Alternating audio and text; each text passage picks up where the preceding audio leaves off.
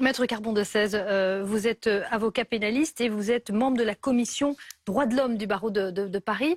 Alors, évidemment, les enquêtes vont se poursuivre sur notamment la façon dont ces deux manifestants ont été blessés, manifestants ou émeutiers ont été blessés.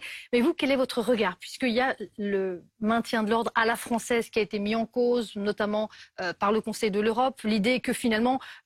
les forces de l'ordre étaient venues en très grand nombre avec des armes, quasiment des armes de guerre, et que c'est ça qui aurait provoqué en quelque sorte la dégradation de la situation. Quel est votre regard sur ce qui s'est passé à Sainte-Soline? Non, je pense que les tenants de cette thèse qui caricature ce qu'ont fait les forces de l'ordre ne servent pas la manifestation de la vérité. Pour être tout à fait clair, à l'évidence, les forces de l'ordre ont eu raison de se déplacer en nombre et avec le matériel nécessaire pour empêcher les débordements, par exemple la destruction de cette retenue d'eau. Mais c'est pas ça le débat. C'est pas de savoir de quoi sont dotés les gendarmes, c'est pas de savoir combien ils sont, c'est de savoir ce qu'ils font. Et ce qu'ils font, rentre-t-il dans les règles et correspond-il à des ordres légitimes? Ce qu'ils font, à l'évidence, vous voyez, parce que Guillaume Fard, avec sa délicatesse habituelle, parle de vérité évolutive du ministre de l'Intérieur.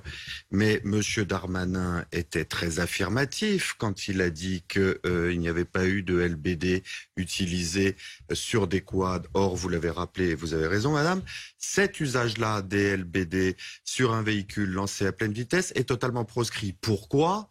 Parce qu'il accroît la probabilité d'un tir létal.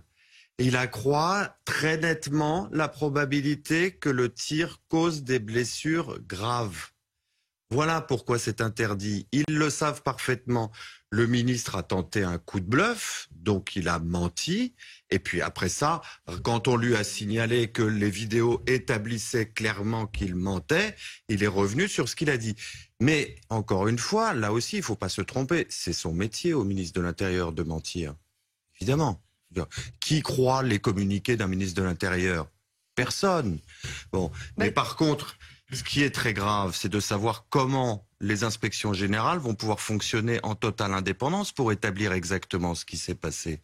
Or, on a des précédents sur des blessures qui ont été infligées et le traitement administratif extrêmement long, les obstacles à la vérité, les obstacles à l'enquête, des choses qu'on n'admettrait pas dans des affaires courantes, l'État les admet pour lui-même. Parce qu'il est lui aussi en conflit d'intérêts, puisqu'il est en train d'enquêter sur son corps propre. Qui admettrait ça dans une entreprise, qu'une enquête interne, par exemple, soit menée par le président du conseil d'administration?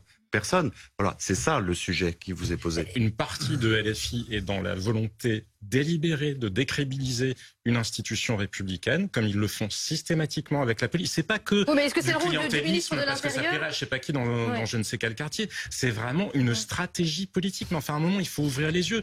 LFI, une partie de LFI, Jean-Luc Mélenchon, il le dit, il l'a écrit, il l'a théorisé, l'insurrection, il la veut, la conflictualité. C'est ça qu'il veut parce qu'il considère que c'est le seul moyen pour eux d'arriver au pouvoir dans un contexte de conflictualité. Oui, donc, mais vous voyez, moi je ne suis pas le conseil de Jean-Luc Mélenchon, mais il y a un moment où il faut arrêter de jouer les pusillanimes et de s'offusquer des propos de Jean-Luc Mélenchon.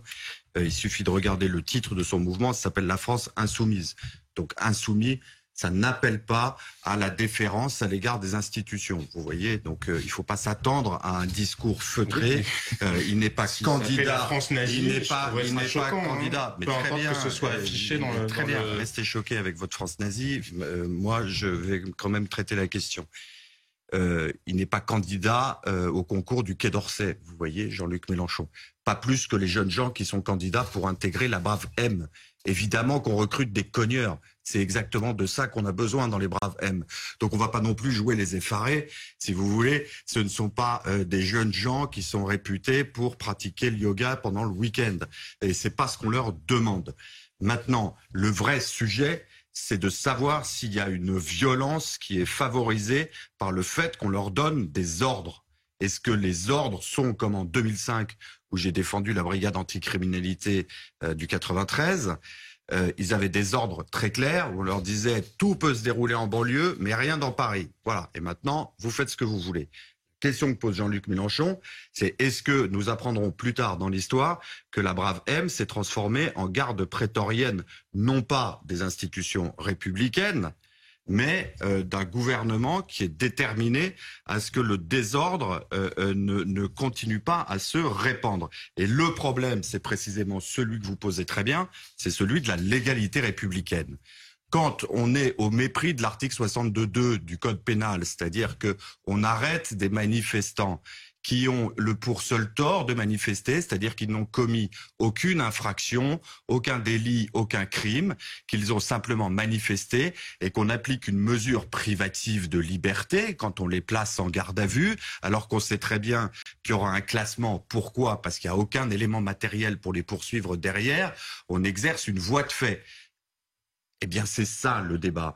Le débat, c'est de savoir si on donne un blanc-seing à ceux qui ont les pulsions les plus violentes dans la police.